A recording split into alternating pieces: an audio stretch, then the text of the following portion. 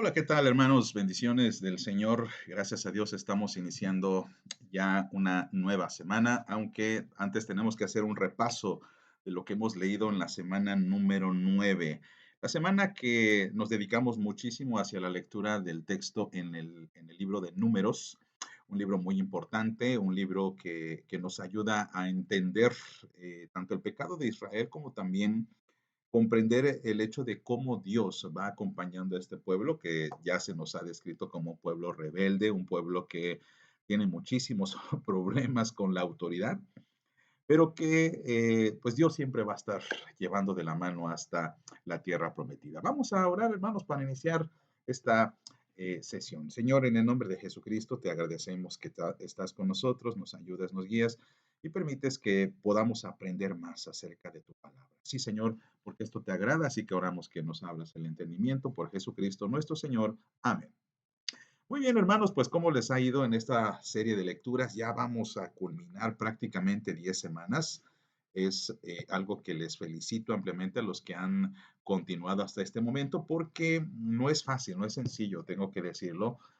Hay muchísimos hermanos que desafortunadamente han desertado.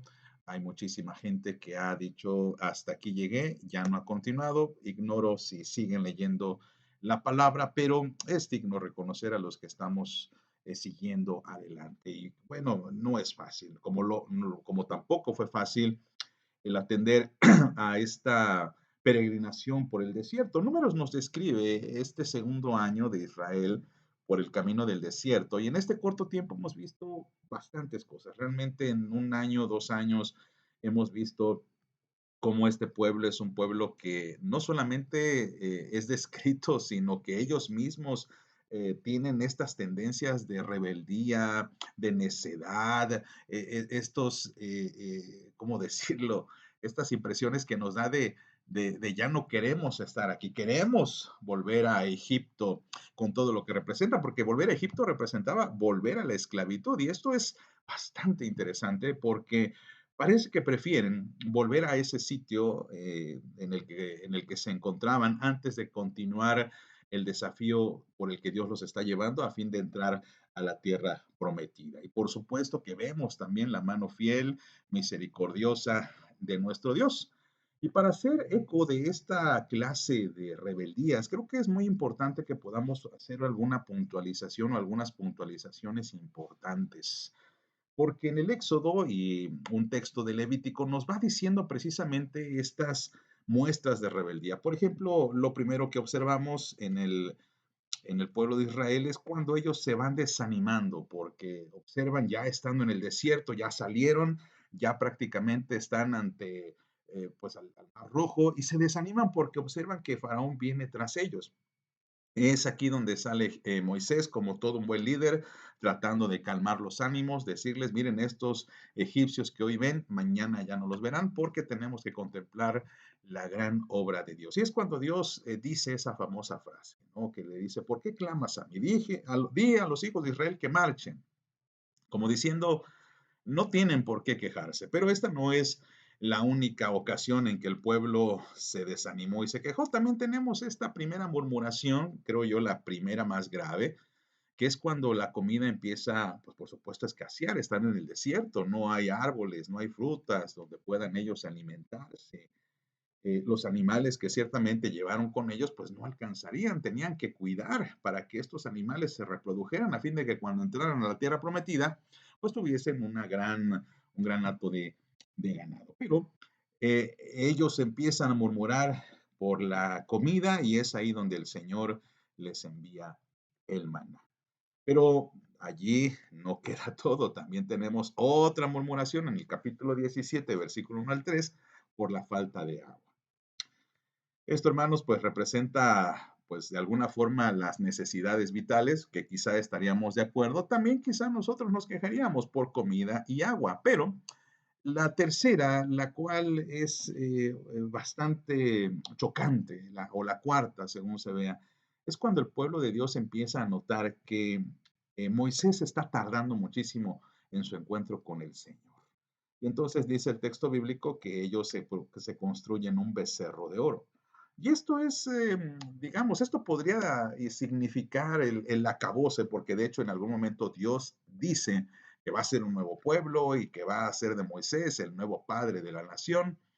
Moisés, de alguna forma, intercede ante el pueblo y esto hace que Dios diga, bueno, está bien, no los voy a destruir, pero no voy a entrar a la tierra con ustedes. Ya sabemos que el Señor es fiel a su promesa y sí los acompaña. Y en el texto de Levítico, perdón, encontramos otro pasaje que también tiene que mencionarse cuando hablamos de rebeldía, cuando hablamos de hacer las cosas por nuestra propia cuenta. Cuando Nabat y Abiú ofrecen fuego extraño delante del Señor. Y estos hijos de Aarón que no siguen la norma, sino que se atreven a imponer sus propias ideas, y es entonces cuando Dios los consume. Todo esto, hermanos, hemos estado leyendo en Éxodo, Levítico, y ya cuando nos acercamos a Números, sabemos que este pueblo es un pueblo de cabeza dura. Es un pueblo que parece que no está aprendiendo, pero en esta actitud hay dos episodios más que vale la pena comentar. Y estamos ya hablando en el libro de Números y vamos a centrarnos precisamente en el capítulo 11 y el capítulo 12. El capítulo 11, usted sabe, comienza, o bueno, el capítulo 11 trata acerca de esta murmuración contra el maná y sabemos ese pasaje porque nos trae algunas imágenes un poco grotescas, ¿no? Porque se nos dice que Dios dice, bueno, si quieren carne, carne tendrán, pero van a hartarse. Y nos dice el texto que hasta la carne se le salía por la nariz. Entonces, este pueblo no está contento con lo que Dios les da y quieren más. No quieren mana, quieren otra cosa. Y no solamente queda ahí la murmuración, también vemos cómo hay una murmuración en contra de Moisés y su esposa. Esto en manos o en protagonizado por Aarón y María, que por supuesto no podemos descartar que que parte del pueblo haya estado de acuerdo con ellos. ¿Por qué Moisés escogió una mujer cusita? Hay quienes han señalado que esto hacía énfasis en el color de piel de la esposa de Moisés. Y hay otros que implicaban que o decían que esto significaba que era pues alguien ajena al pueblo del Señor. Y por supuesto también la queja de por qué Dios ha de hablarnos por Moisés. Eso no es democrático. Y bueno, ya cuando estamos leyendo el libro de números, ya estamos entendiendo, hermanos, hacia dónde nos quiere llevar el Señor, porque todo ello nos prepara para el relato de la exploración de la tierra prometida. Aquí ya vemos, hermanos, después de 2 años, pues que ya se está concretando ahora sí esta bendición del Señor. Ya estamos concretando la promesa de Dios de que va a introducir a su pueblo a una tierra gloriosa, una tierra que nos dice el mismo texto, de la cual fluye leche y miel, que son imágenes de abundancia, de riqueza, de prosperidad. Pero el pueblo no está bastante contento porque el informe que traen los espías es de desánimo, es decir, aunque reconocen que la tierra es buena, aunque reconocen que la tierra es próspera, pues también señalan que la tierra está habitada por personas y ellos exageran, está habitada por gigantes. Y esto es una exageración porque cuando estamos leyendo los textos posteriores, especialmente Josué, no encontramos relatos de gigantes, no hay gigantes en la tierra prometida. Entonces, ¿dónde estaba el temor verdaderamente? Simplemente no querían entrar a pelear. Y esto constituye, hermanos, ahora sí el acabose.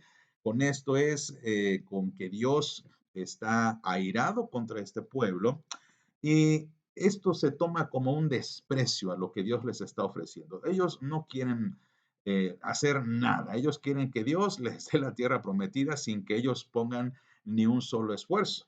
Entonces, si vamos recapitulando, vamos a darnos cuenta, hermanos, que este pueblo ya lleva varias cosas contadas, de las cuales hay dos que resaltan importantemente. El primero es que Moisés incluso llega a señalar que el becerro de oro es parte de un pecado que Dios todavía, aunque ha olvidado de alguna forma o ha perdonado, perdón, todavía está en el registro histórico de Israel. El becerro de oro va a ser una de los episodios más vergonzosos de la fe de Israel, con la cual se le va a recordar a este pueblo el corazón rebelde que tiene ante Dios. Pero también, hermanos, con el informe de los 10 espías, Pues va a constituir ahora sí la revelación completa del corazón de Israel. Y por esto se nos va a hablar acerca de una disciplina del Señor de estar 40 años en el desierto.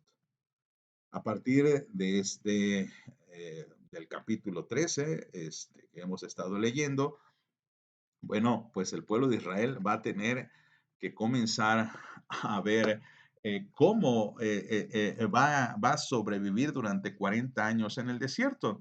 Y estos 40 años en el desierto no van a ser gratuitos en el sentido de que no van a ser solamente nada, sino que estos 40 años van a representar una depuración, la depuración del pueblo de Israel. Hay quienes señalan que son tres grandes depuraciones, sin contemplar, por supuesto, la gran mortandad que ocurre de inmediato eh, al informe de los espías, y eso constituye una cuarta depuración.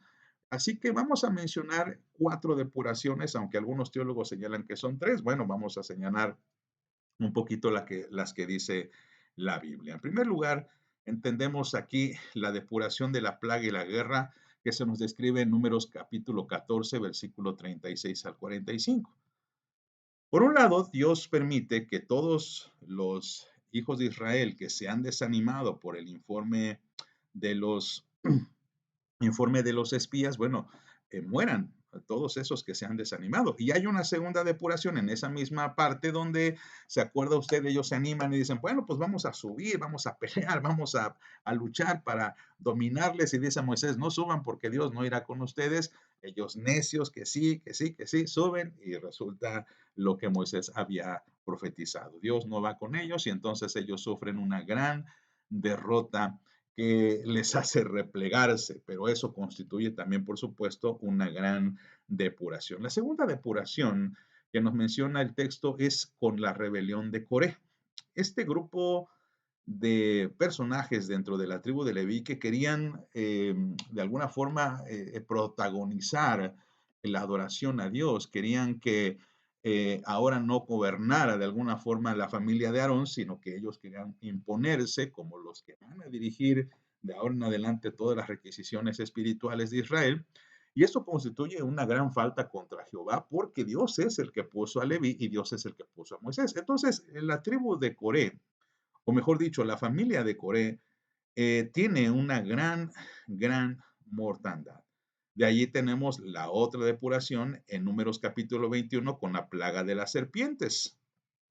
Y una última depuración que es muy importante mencionar es cuando los hijos de Israel, después de algunos años, probablemente ya unos 30 y tantos años han pasado, que empiezan a coquetear con las hijas de los cananeos, empiezan a mezclarse por ahí y algunos de ellos cometen adoración a un dios pagano llamado Baal Peor y por esta razón Dios los quiere, Dios los consume y ellos son muertos o algunos son muertos en Números capítulo 25, versículo 1 a 9. Lo interesante de estos cuatro relatos es que se nos describen que fueron muertos cientos de personas o miles de personas y esto por ello constituye lo que nosotros llamamos una depuración. ¿Por qué? Porque queremos ver o la intención del escritor es que estas personas que entraron al desierto, que salieron de Egipto, van a morir durante estos 40 años y sus hijos o probablemente sus nietos son los que van a entrar a la tierra prometida. Después de toda esta depuración en la que Dios de alguna forma purifica al pueblo, en el que Dios levanta una nueva nación, levanta una nueva generación de personas que no están manchadas, y perdón por la comilla, pero hay que explicar también esto, que no están manchadas con el pecado de sus padres o de sus abuelos. Bueno, ellos van a ser estos hebreos que van a entrar con una total esperanza y fe en Dios. E hice esta señal porque nosotros sabemos que el día de hoy Dios no toma en cuenta los pecados de nuestros padres para atribuírnoslo a nosotros, pero en tiempos antiguos el pecado, la línea de pecado era muy importante. Por ello, cuando vamos leyendo por números, también tenemos que hacer una aplicación, me parece bastante personal, porque ya para el capítulo 26 observamos que se nos indica que ya han pasado 40 años. Y por eso en ese capítulo se nos hace un nuevo censo para contar esta nueva generación Y a partir de ahora conocemos los detalles de la entrada a la tierra prometida, la distribución, dónde van a quedar cada tribu. Y esto, hermanos, nos hace a nosotros aprender algo bastante importante, porque no solamente basta con hacer una lectura, no solamente basta con señalar esto como algo interesante, sino que podemos aprender mucho de nuestra lectura. En primer lugar, me parece muy importante el saber que no podemos jugar con Dios. Los hebreos, en muchas ocasiones, si ustedes se fijan y leen con atención, muchos de sus reclamos rayaban en la insolencia, en la irrespetuosidad.